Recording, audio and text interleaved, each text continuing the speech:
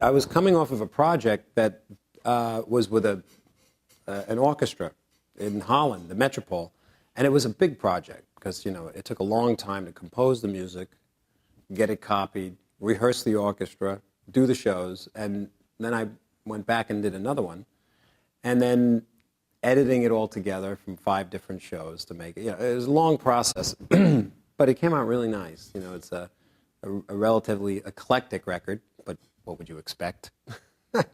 And I should have probably gone into the studio to start working on another record, but it would have meant it would have been years between tours. And I thrive on. I'm a touring musician, and I got to get on tour. It's just part of the whole blood. And I thought I got to do it down and dirty.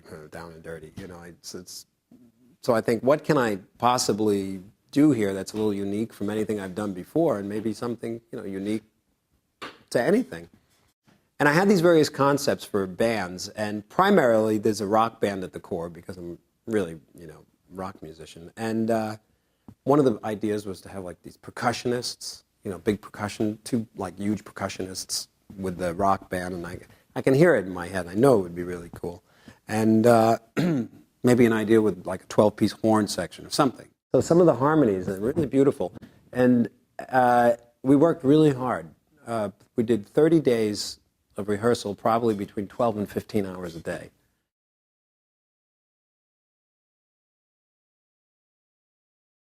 When I was a young musician, when I was a boy and also a young man, trying to figure out how to be an independent musician and how to, further my skills, I was incredibly demanding on myself.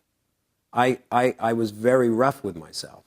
I would sit there and I'd say stuff like, to myself, if you think you're going to even get up and go eat or do anything, fuck you. You're sitting here until you can play this perfectly, asshole. But what happened was I was very tough on myself, but I enjoyed that because it's just like like a commando mentality. And then when I started to put my own bands together, I didn't understand that you can't be that way with people. You're not going to get them to want to do their best and to enjoy the experience, and you're the asshole. And I got that pretty quickly. But I felt that in this band, there was a mutual respect, and it really brought the bar way high. And it allowed people to they really wanted to. Those poor violin players, and what they went through to get this stuff right. And then it has to go beyond that. It can't just be right. It has to feel natural, and it has to be a piece of music, and it has to be entertaining. And they all wanted it. And in the end, we look at each other and go, wow, man, that's really cool.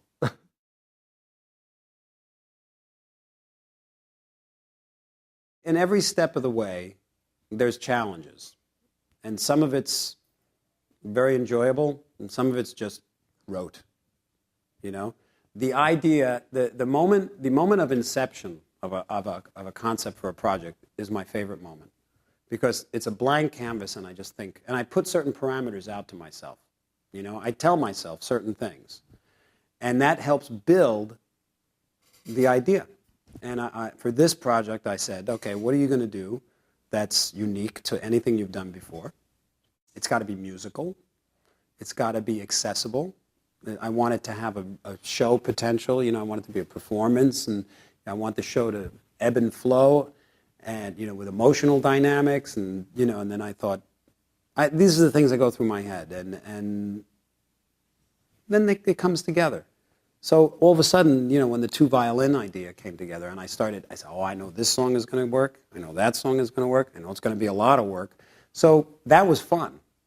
Now you got to find the people. That wasn't really fun. It was a pain in the ass.